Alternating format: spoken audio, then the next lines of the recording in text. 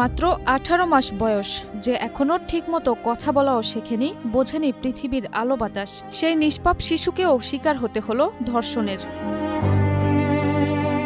পাকিস্তানের করাচির কায়ুমাবাদে ঘটে যাওয়া এই বর্বরোচিত ঘটনা এখন কাঁপিয়ে দিয়েছে পুরো বিশ্বকে। ঘটনাটি ঘটে গত 4 আগস্ট।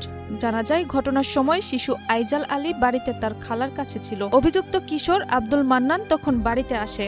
আব্দুল মান্নান শিশুটির মায়ের দাদার পোতা বা দূর সম্পর্কের ভাই। সে প্রায় শিশুটিকে বাহিরে নিয়ে গিয়ে বিভিন্ন জিনিস কিনে দিত, তাই খালার মনে কোনো সন্দেহ হয়নি। সেদিন মান্নান আইজালকে চকলেট বা খাবার কিনে দেওয়ার কথা বলে খালার কাছ থেকে কোলে করে বাহিরে নিয়ে যায়।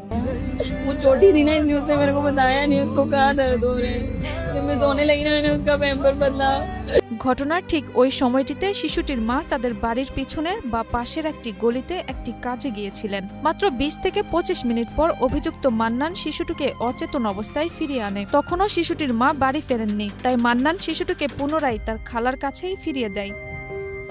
খালার কোলে দেওয়ার সময় শিশুটি সম্পূর্ণ অচেতন ছিল। খালা ভেবেছিলেন প্রচন্ড গরমে বা ক্লান্তিতে শিশুটি ঘুমিয়ে পড়েছে, তাই তিনি তাকে বিছানায় শুইয়ে দেন। পরবর্তীতে মা বাড়ি ফিরে আসার পরও প্রথমে বুঝতে পারেননি এবং তাকে জাগানোর চেষ্টা করেন, কিন্তু শিশুটি বারবার বমি করতে শুরু করলে এবং ডাইপার পরিবর্তন করার সময় রক্তক্ষরণ দেখতে পেলে মূল ঘটনাটি প্রকাশ পায়।